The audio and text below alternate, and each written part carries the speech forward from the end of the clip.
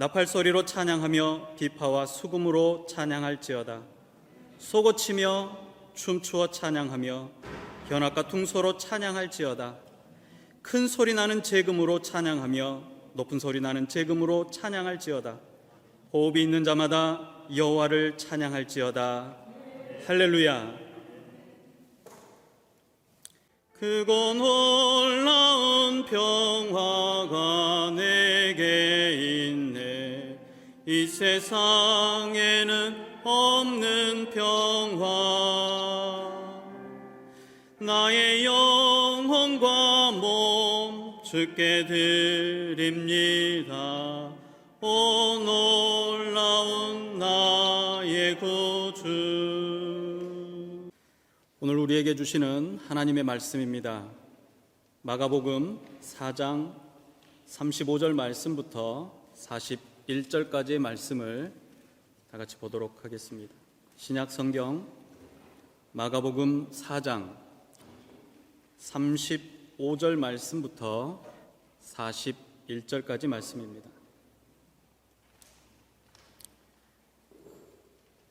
함께 합독하겠습니다.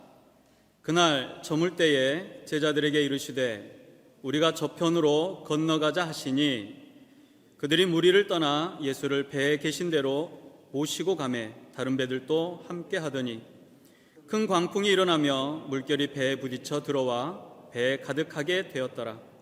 예수께서는 고물에서 베개를 베고 주무시더니 제자들이 깨우며 이르되 선생님이여 우리가 죽게 된 것을 돌보지 아니하시나이까 하니 예수께서 깨어 바람을 꾸짖으시며 바다더러 이르시되 잠잠하라 고요하라 하시니 바람이 그치고 아주 잔잔하여지더라. 이에 제자들에게 이르시되 어찌하여 이렇게 무서워하느냐 너희가 어찌 믿음이 없느냐 하시니 그들이 심히 두려워하여 서로 말하되 그가 누구이기에 바람과 바다도 순종하는가 하였더라. 아멘. 오늘 우리가 이렇게 함께 하나님께 예배드리게 된다는 것 참으로 놀라운 일입니다. 어떻게 상상이나 할 수 있었겠습니까? 우리 인생은 미래를 알 수 없게 어쩌면 공정한 삶을 다 같이 살아간다라고 할 수가 있습니다. 모든 인생은 미래를 모르는 상태로 한 번도 살아본 적이 없는 미래를 향해서 현재를 살아가고 있습니다. 그래서 우리 모두에게 필요한 것은 믿음인 것 같습니다. 그리스도 안에 있든지 세상 가운데 있든지 모든 사람들은 믿음으로 미래의 불확실함을 이기고 눈앞의 장애를 넘어서 원하는 목적을 향해서 나아갑니다. 그런데 그리스도 안에 있는 사람과 그리스도 밖에 있는 사람, 세상에 거하는 사람들은 그 믿는 것이 다릅니다. 세상에 속한 사람들은 눈에 보이는 것을 믿습니다. 내가 가지고 있는 재산이나 학벌, 지위가 나를 계속 지켜주고 내게 유익이 될 것이라고 믿습니다. 나의 눈으로 보는 이 세상은 혹은 또 자연은 계속 이런 상태를 유지하게 될 것이라고 믿습니다. 주변의 친구나 지인들은 나를 배신하지 않고 나를 지켜줄 것이라고 믿는 것입니다. 그에 반해 그리스도인들은 눈에 보이지 않는 것을 믿는 사람들입니다. 먼저 우리는 한 번도 만난 적이 없는, 한 번도 본 적이 없는 하나님의 존재를 믿습니다. 하나님의 전능하심과 전지하심과 무소부재하심을 믿습니다. 모든 것을 아시고 안 계신 곳이 없는, 무엇이든지 하실 수 있는 바로 그분 하나님입니다. 한계가 분명한 인간들은 도저히 상상할 수조차 없는 분입니다. 스스로 말씀으로 계시하셔서 세상으로 알게 하신 바로 그분을 우리는 믿는다라고 말합니다. 그런데 우리의 본성은 무엇인가 눈으로 보고 손으로 만져야 비로소 믿어지는 것 같습니다. 우리가 가져야 할 믿음이 참으로 아이러니합니다. 말씀대로 3일 만에 부활하셔서 제자들에게 자신을 보이셨던 예수님을 아직 만나지 못했던 도마가 예수님이 눈앞에 서 계심에도 불구하고 믿지 못했습니다. 의심하는 도마를 향해서 인자한 미소를 보이시면서 못 박히신 손과 창에 찔렸던 옆구리를 보이시며 확인해 보라고 하십니다. 그리고는 제자들을 천천히 둘러보시면서 예수님께서는 이렇게 말씀하십니다. 너는 나를 본고로 믿느냐? 보지 못하고 믿는 자들은 복되도다. 보지 못하고 믿는 복된 여러분들이 되시기를 바랍니다.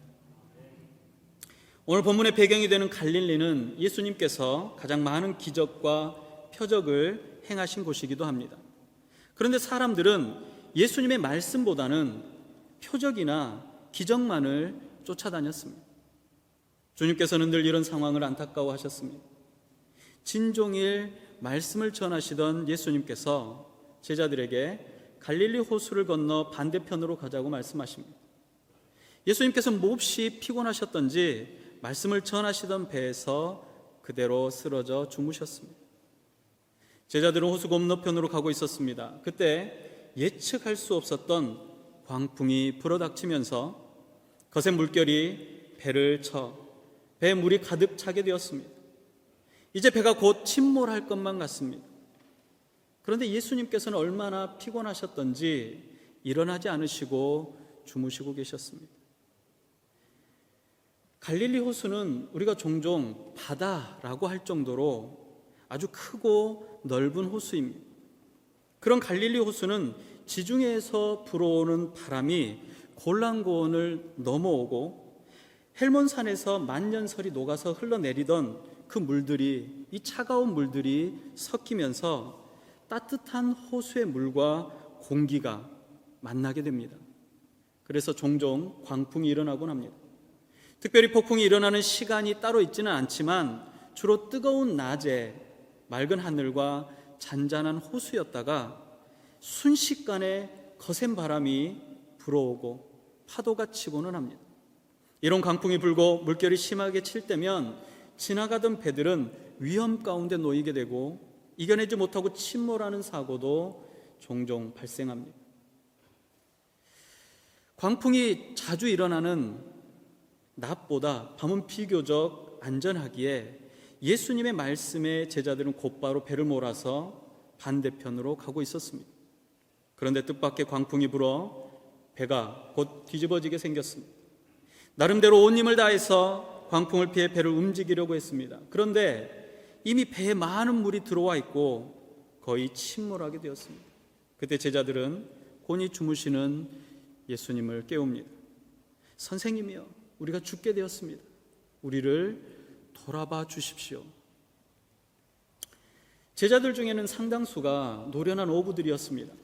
그리고 갈릴리 호수의 풍랑에 대한 지식과 경험이 풍부했습니다.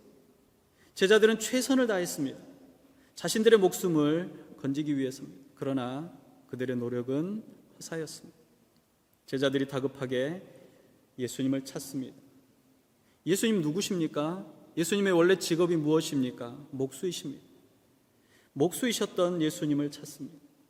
그런데 그동안 따라다니던 이 예수님을 경험했던 제자들은 그들이 보았던 수많은 기사와 이적처럼 자신들을 구해줄지 모르겠다라는 한 가지 희망을 가졌던 것 같습니다. 그들은 마지막 선택을 한 것입니다. 예수님께 제자들이 다급하게 외쳤고 그 외침을 들었던 예수님은 잠에서 깨어나 일어나셨습니다. 그리고 미친 바람과 파도를 향해서 말씀하십니다. 잠잠하고 고요하라. 마치 바람이 귀가 있고 호수가 사람의 말을 알아듣는 것처럼 예수님은 꾸짖으셨습니다. 그러자 바람이 그치고 파도가 잠잠해져 호수는 언제 그랬냐는 듯이 잔잔해졌습니다. 그리고 나서 예수님께서 제자들을 향해서 말씀하십니다. 어찌하여 이렇게 무서워하느냐?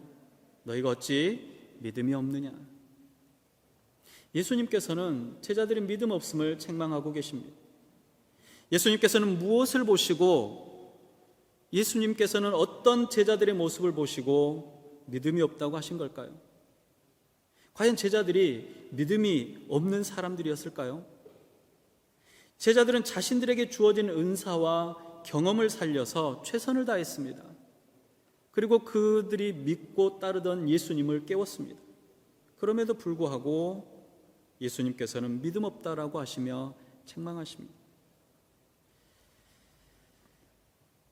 오늘 본문을 보면 예수님의 책망의 근원은 바로 그것입니다. 제자들이 무서워하고 두려워하는 것을 보시고 믿음이 없다라고 말씀하신 것입니다. 사람인데 죽음 앞에서 어떻게 무서워하지 않을 수 있습니까? 두려워하지 않을 수 있습니까? 예측할 수 없는 갑작스러운 상황에 당황하지 않고 무서워하지 않는 사람이 어디 있겠습니까? 우리 인생에는 예측할 수 있는 부분이 있고 예측할 수 없는 부분이 있습니다. 예측할 수 있는 부분은 미리 조심하고 대비할 수 있습니다. 그러나 예측할 수 없는, 미리 조심한다고 해도 당할 수밖에 없는, 예측할 수 없는 부분들이 우리는 발생하고 경험하게 되는 것입니다. 우리는 그러한 때에 두려워합니다. 무서워합니다. 더더군다나 예수님을 모시고 가는 길이었던 것 같습니다. 믿음이 연약한 이들은 인생에 예측할 수 없는 풍랑 앞에서 당황하며 어찌할 바를 몰라 합니다. 많은 이들이 예수님과 함께하고 있는 이 자리에 이런 일이 일어나는 것을 통해서 믿음을 잃어버리곤 합니다. 구원의 확신을 갖고 부르심과 하나님의 뜻을 향해 살아가는데 예측할 수 없는 풍랑이 몰려옵니다. 우리는 생각합니다. 임마누엘, 언제나 함께 하신다도 약속하셨던 하나님께서 우리를 지켜주시기 때문에 이러한 풍랑이 오지 않을 것이야 라고 생각합니다. 풍랑을 만나면 과연 주님께서 나에게 무관심한 것인가? 하나님의 존재가 정말 있는 것인가? 라고 생각하기도 합니다. 그런데 오늘 본문은 우리에게 굉장히 중요한 몇 가지 교훈을 줍니다. 먼저 이러한 자연 법칙, 이러한 풍랑은 자연의 법칙이고 모든 자연의 법칙은 하나님의 주권 아래 있다라는 사실입니다. 믿음을 흔드는 예측할 수 없는 고난이 올 때 우리는 종종 사단이 집중적으로 나를 공격하고 있다라고 착각하기 쉽습니다. 모든 상황에 사단의 공격이라고 표현하기까지 합니다. 그러나 하나님께서는 자연의 법칙을 정하시고 그 법칙에 따라 운행하게 하셨습니다. 질병에 걸리는 것, 크고 작은 자연의 재해, 사고 등등 예측할 수 없는 일들마다 하나님께서 간섭하지 않으시는 일은 단 한 가지도 없습니다. 우리는 이런 자연 법칙 가운데 살아가고 있습니다. 하나님 본인이시며 하나님의 유일한 아들이신 예수님께서도 예측할 수 없는 풍랑 가운데 오늘 내몰리셨습니다. 예수님께서는 주무시고 계셨지만 제자들과 함께 하셨습니다. 그야말로 한 배를 타고 있는 것입니다. 제자들이 고통을 당하면 주님이 고통을 당하시는 것입니다. 우리가 핍박을 당하면 예수님께서 핍박을 받으시는 것과 같다라는 것입니다. 우리의 몸에, 우리의 지체가 아프면 다른 곳들도 같이 아프게 되어 있습니다. 우리 몸이 아픈데 머리가 아프지 않습니까? 머리도 같이 아픕니다. 예수님께서는 배가 출발하기 전부터 큰 광풍이 일어나리라는 사실을 알고 계셨습니다. 그렇기 때문에 배가 심하게 요동할 때도 놀라지 않으셨고 편안하게 잠이 드셨던 것 같습니다. 내가 타고 있는 배에 우리 주님이 출발할 때부터 타고 계셨다라는 사실을 오늘 본문은 말하고 있습니다. 제자들의 다급한 외침에 주님은 즉시로 파도와 바람을 잠잠케 하셨습니다. 큰 두려움에 압도되었던 제자들은 자연의 법칙마저 순종케 하시는 주님을 경험하게 되었습니다. 주님은 그런 분이십니다. 주님은 우리의 고통과 고난뿐만 아니라 기쁨과 행복 가운데도 함께 하시는 분이십니다. 함께 아파하시고 함께 슬퍼하시고 또 기뻐하시고 즐거워하십니다. 시간과 공간과 인간의 모든 한계를 초월하시는 주님은 자신에게 접붙임된 이들의 삶에 깊이 관여하십니다. 사실 너무 가까이 계셔서 느낄 수조차 없고 무관심한 듯 보일 수 있습니다. 그러나 우리의 긴급한 외침과 신음조차도 민감하게 들으시고 반응하신 분이 바로 우리 주님이십니다. 거기에 주님은 모든 자연의 법칙을 만드시고 움직이시는 분이십니다. 그런 주님과 동행하는 제자들은 하나님을 신뢰하고 평안하게 잠을 잘 수 있었던, 잠이 들 수 있었던 예수님을 기억해야 했습니다. 우리를 압도하는 세상의 두려움이 사실은 주님의 통치 아래 있다라는 사실을 기억해야 했다는 것입니다. 두려움이 몰려오나 두려워하지 않으며 고통이 엄습해오나 의연하게 대처할 수 있어야 합니다. 예수님께서 제자들에게 기대하셨던 것은 바로 이런 예수님에 대한 신뢰입니다. 인생의 미친 바람이 돌풍이 되어 휘몰아쳐 올 때 두렵고 떨리며 원망스러울 수 있지만 반드시 잊지 말고 기억해야 합니다. 주님께서 함께 하신다는 사실 말입니다. 죽게 된다면 영원한 기쁨의 날을 보게 될 것이며, 살아난다면 더 큰 폭풍을 이겨낼 힘을 얻게 될 것입니다. 또 한 가지 중요한 사실이 있습니다. 이 항해를 제안하신 분이 누구십니까? 예수님이셨습니다. 그렇다면 그분이 명령하셨고 계획하신 이 길에 그분의 계획이 있지 않겠습니까? 이 바다를 건너자고 제안하신 분이 바로 그분이시니 이 바다를 건널 계획도, 풍랑이 올 때 그것을 헤쳐나갈 능력도 갖고 계시다라는 것입니다. 그렇다면 풍랑도 하나님의 계획에서 제외될 수 없다라는 것입니다. 우리를 두렵게 하는 것들, 우리를 무섭게 하고 우리를 공포로 몰아넣는 것들조차도 결코 우리를 그 공포 가운데 두지 못한다라는 것입니다.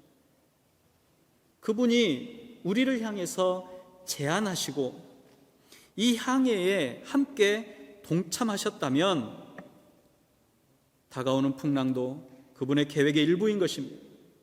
예수님의 계획은 우리를 죽음으로 몰아가시는 것이 아니라 우리를 살리시려는 것입니다. 주님의 뜻을 따라 행하기를 결단하고 매 순간 순종하며 가는 길에 만나는 풍랑은 저주가 아니라 오히려 축복입니다. 하나님의 뜻을 피해 배에 올랐던 요나마저도 하나님께서는 돌이켜 하나님의 뜻을 깨닫게 하셨습니다. 하물며 지금 제자들의 배는 예수님의 뜻을 따라 예수님의 목적을 향해 항해를 하고 있는 것입니다. 베델의 공동체에도 매 순간 같은 질문이 있어야 한다고 생각합니다. 우리는 주님의 목적과 뜻을 향해 가고 있는가? 우리는 주님의 몸된 지체들과 주님의 온전하시고 기뻐하신 뜻을 이루어 가고 있는가? 제자들은 예수님께서 그들에게 무엇인가를 해주시기를 바랬습니다.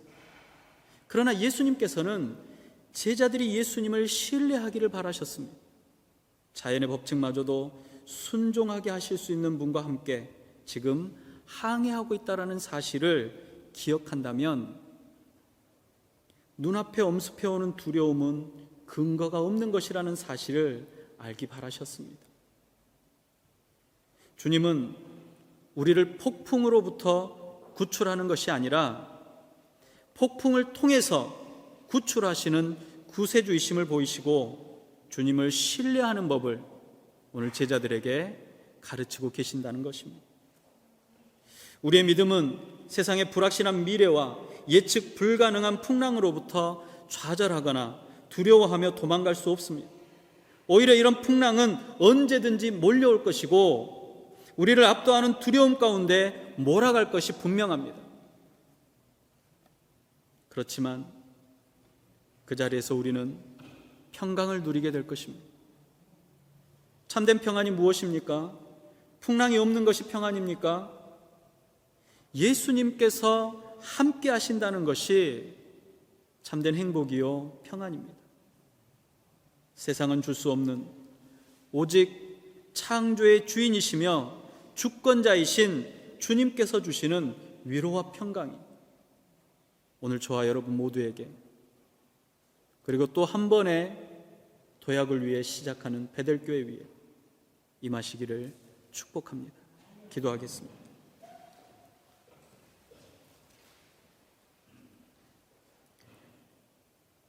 모든 만물의 창조의 주인이시며 주권자이신 주님을 찬양합니다. 보잘것없고 아무런 쓰임받을 만한 조건이 되지 않는 이들을 이처럼 불러다 주님의 거룩한 예배를 섬기게 하시고 주의 말씀을 듣게 하시며 그리스도인으로 하나님의 자녀로 하나님의 백성으로 살게 하심을 감사합니다. 사랑의 아버지 하나님, 우리의 연약함을 이미 아시오니 우리 마음 가운데 두려움과 공포와 슬픔과 아픔을 모른 척하지 마시고 우리로 하여금 이겨낼 수 있는 힘과 용기와 능력을 허락하여 주시옵소서. 창조의 주인이신 주님께서 온 우주의 자연의 법칙들을 주관하시고 운행하시오며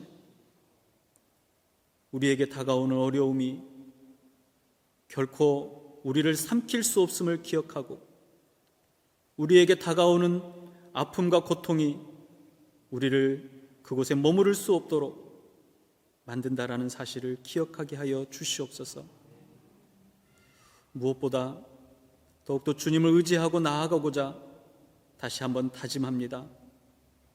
주님, 우리에게 이 항해를 명령하셨사오니 우리의 인생이 끝나는 그날까지 멈추지 않게 하여 주시옵시고 그 모든 순간순간 주님 동행하심을 기억하며 주님의 기뻐하심이 될 수 있도록 주님의 즐거움이 될 수 있도록 하나님의 나라의 백성으로서의 삶을 살아가게 하여 주시옵소서.